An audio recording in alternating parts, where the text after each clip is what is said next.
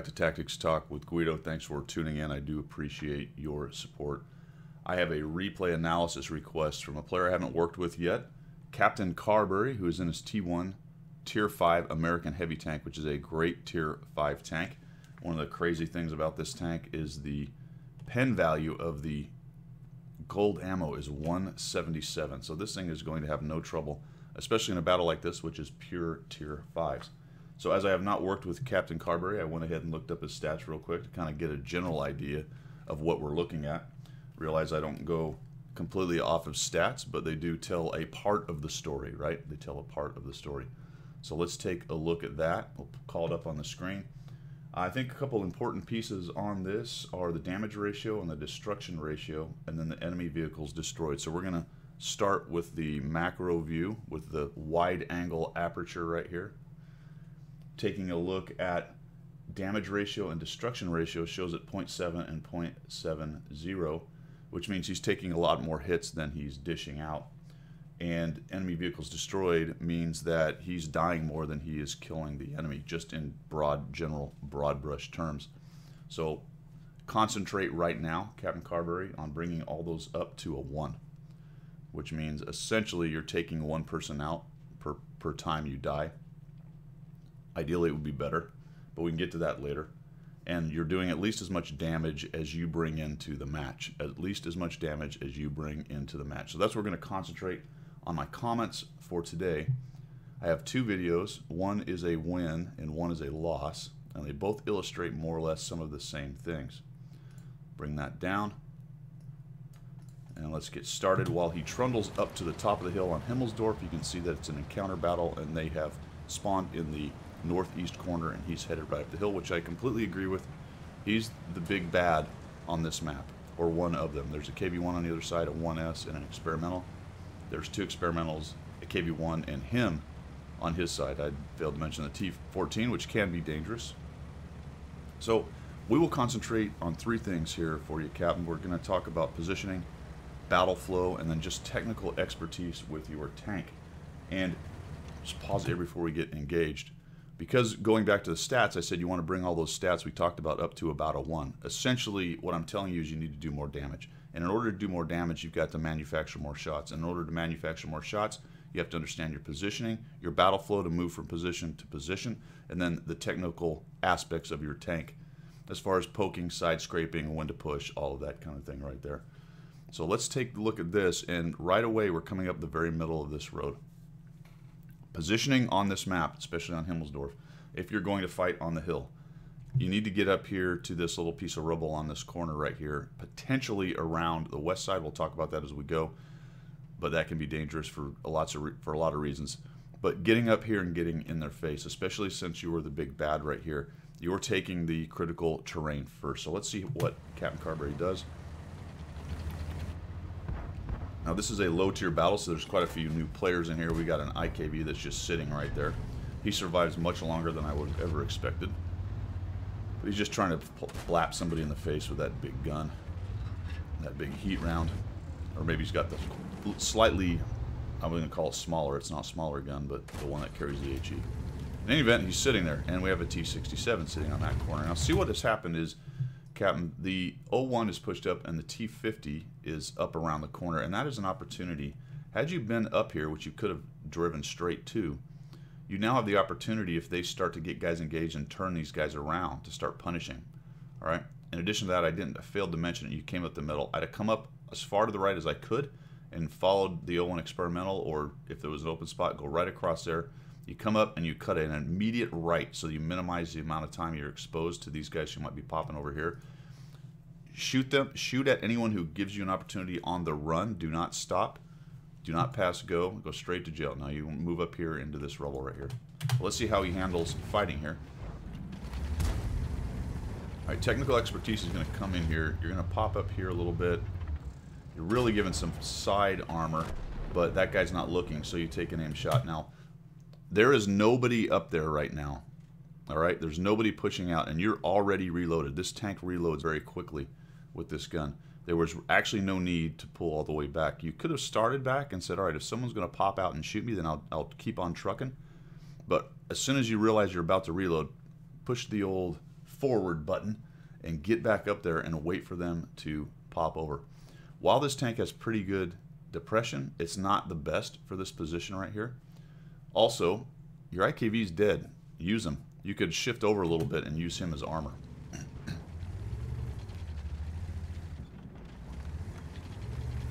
Okay, the T-50 is engaged. The 01 Experimental looks like he wants to go around the corner, and there appears to be about 4 guys up right here.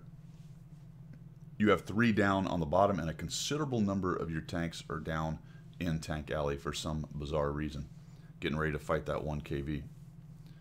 Because the 01 Experimental and the T-50 are up there, again, your opportunities for coming around the corner of that ribble pile are enhanced greatly. Let's see how it goes. But sitting back here on this backside isn't going to do a whole bunch.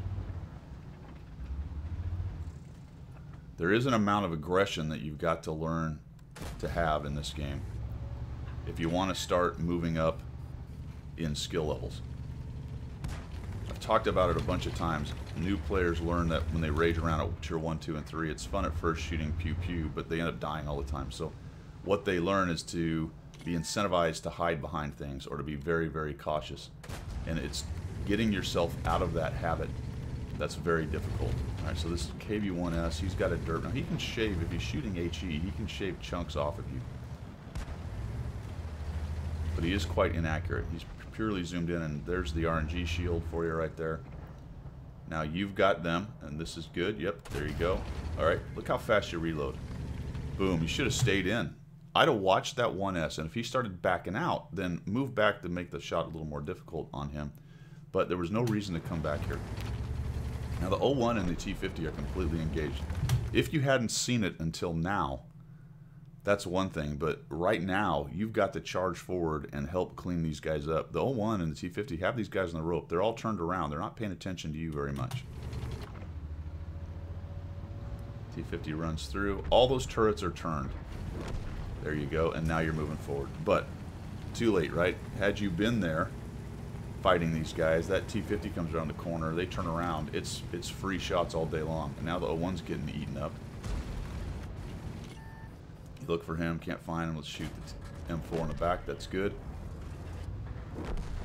And there goes your 01. Alright, so we're going to mess around with this KV-1S for quite a long time right here. And this is a time in the game when you take a look at who's alive and who's dead, where you have to get rid of this guy. Alright, so at some point you have to stop being as careful. Get in there and maybe take a hit to get rid of this dude right here. So let's see how you handle this.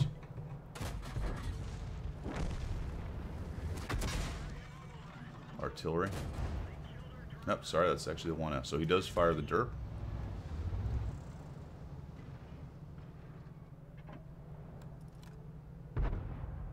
So a little bit excruciating watching you try to get your shots in there. Let's talk technical expertise on your tank. A little bit over-angled right there, but it's not bad. You're not exposing much of yourself. I'd have shifted the front of my hole to the right a little bit right there. Not quite as much angle. He is firing HE, but you would hate for his HE to actually pen your side. That would be miserable right now. See how the KV-1 is just in there shooting and you're just rocking back and forth?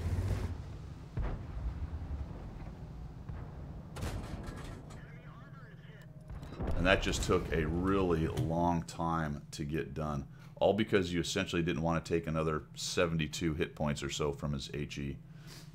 That HE gun's not going to do a whole bunch of T1 armor, provided you get that front end pointed towards him. And it goes back to something I talk about a lot, which is manufacturing shots. You were just very passive on that whole engagement up on the top. You really were content to allow the enemy to sort of run the engagement. You were content to watch 2 of your tanks push forward, create an opportunity which you did not exploit. And now we're looking at a game where we're slightly ahead, but we could have finished this hill so much earlier. By the way, your driver is dead. That's something to watch out for. Drivers, commanders, and gunners and loaders, I fix. I rarely ever fix whoever that guy is. Radio operator, that's the guy. All right, technical expertise is just understanding what you've got on your tank right here, and positioning is understanding the positions and what you can do with them. Let's watch how you try to handle this. You're going to see if you can take a shot on him, but he's clearly behind that building over there. The 01 was the thing that you were probably going to have the easiest shot on, and now you two guys are bumping into each other. The KV-1 comes off the hill. That was interesting. And somehow only takes 62. And now you find your shot here. But let's talk about it for just a minute, because this spot over here actually is a little bit better angled and would provide you a little bit easier shot without really kind of getting on this very tippy area here where you may drop down on the KV-1. Still, you've made it happen. You've got the depression. Let's see what you do with it. Track that guy if you can.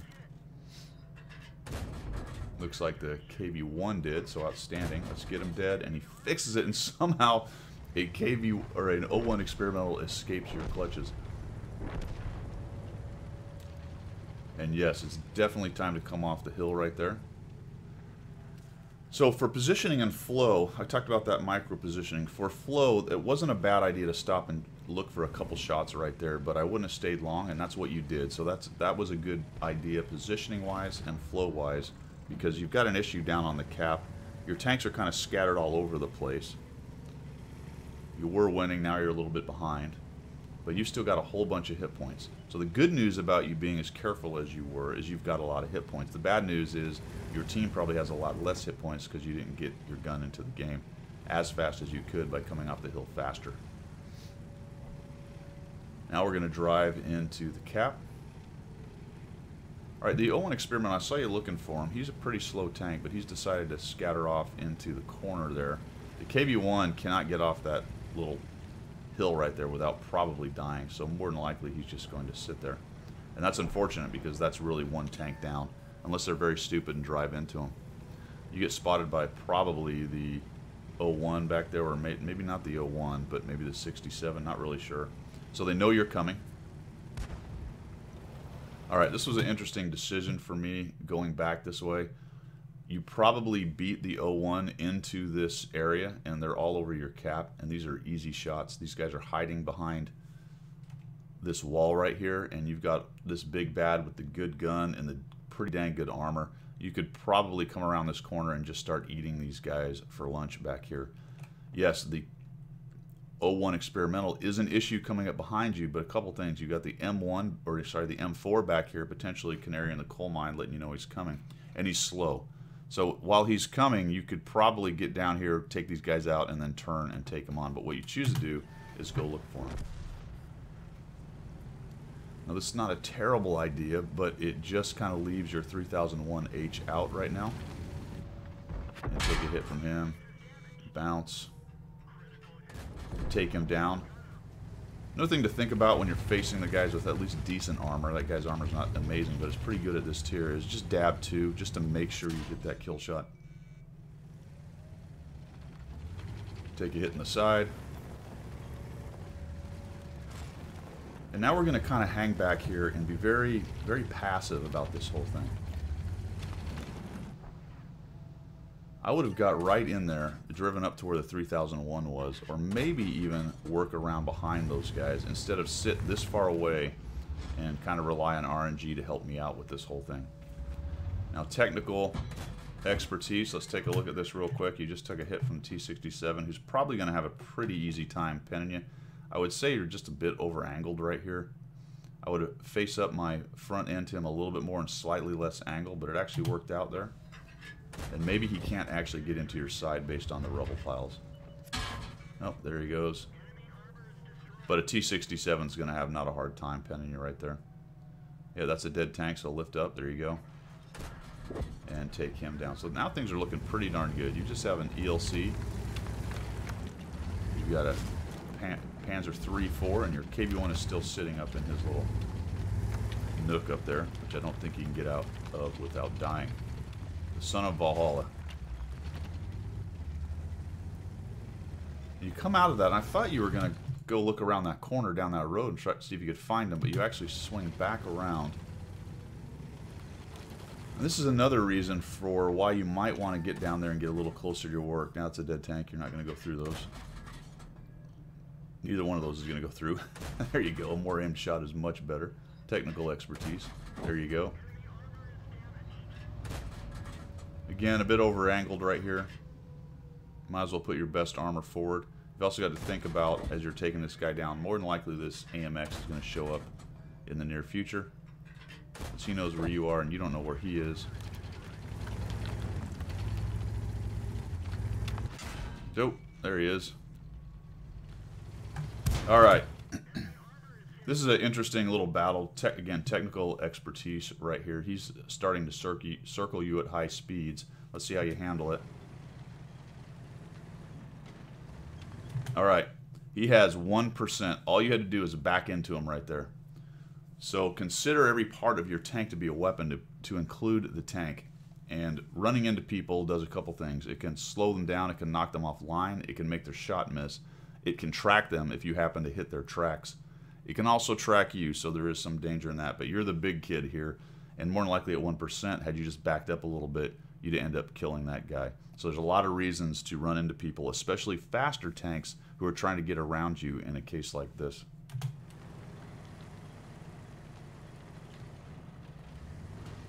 And he actually ends up bumping you, which you did mention in your note that it was lucky. But, you know, you keep on battling. Another thing you can do in a situation like this, if someone's circling you like that, is to head for a wall or the red line of the map, something they can't actually get around to keep circling you. And you can at least then isolate them to a kind of crescent shape or a smaller area that they can swing around you, especially in the case of a big piece of city like this. If it was a small building, sometimes they just go around the building and you still have the same issue. But in a case like this on a road, you just kind of drive forward to this road and then stop them from continuing to go around, and you'll have a much better time. He was trying to stay underneath your gun, which he was going to have a pretty good success at doing, especially behind you. As you can see, your depression behind you is terrible back there. But you end up killing him off. Just remember, your tank is a weapon as well. So there you have it. There's a replay analysis for your Himmelsdorf game coming up. Good idea, I think, going to the right position. I thought your micro position within that area was wrong. I would not hang out on the backside of that. Getting up into here and driving the fight would have been a much better idea. Clearing this off faster would have got you off the hill faster and potentially kept a couple more of your allies alive and maybe made this a little bit less exciting. I wasn't excited about this position here. At very first, maybe just to see what's happening down here and take a couple shots, but I probably would have then moved into a closer position. Backing that up, when you first came in, I'd have just driven towards Cap and wiped these guys out because there just wasn't anything that was really going to stop you right there. And then you can deal with the 01 experimental at your leisure as he trundles along trying to get back into the fight. All right, man, let's move on to the second one.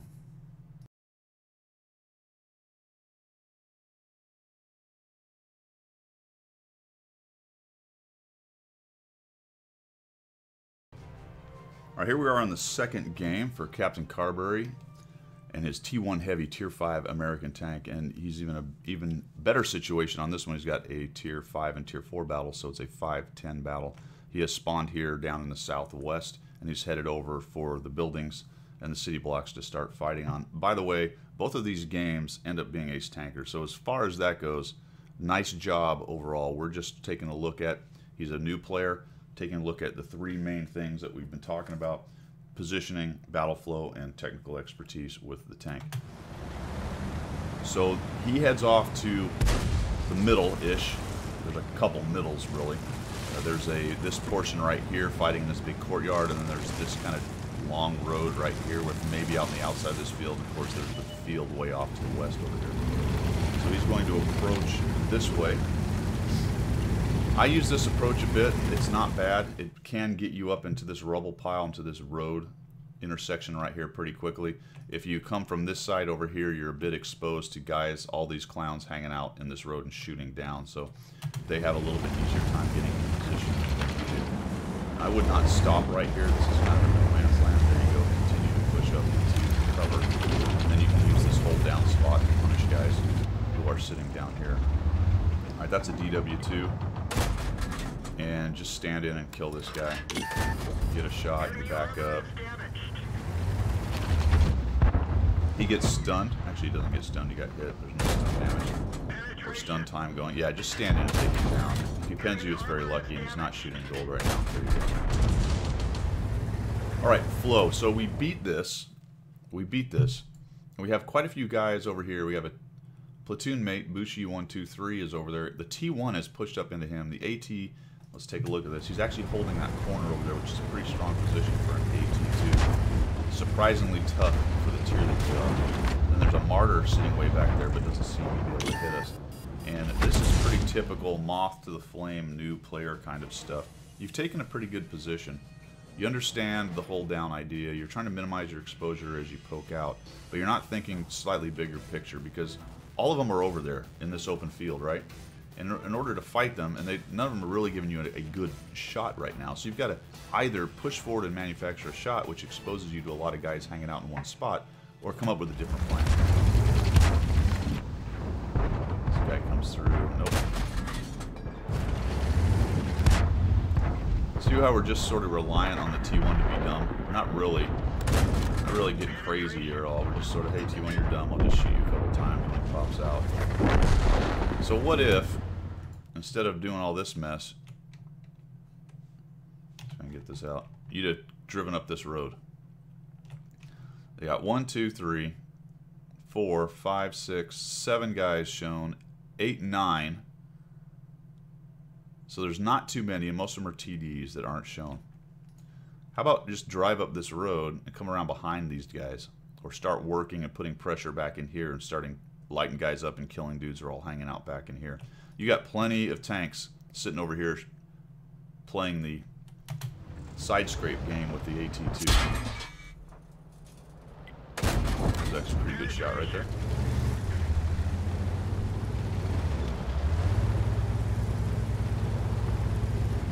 So by now you'd have been around them.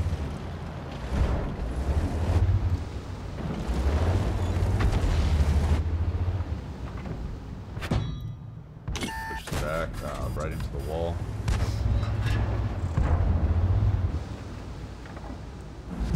Obviously the T-40, so it's kind of just going from light to light, right? You're seeing a light and you engage it, and you don't have a really great positioning plan.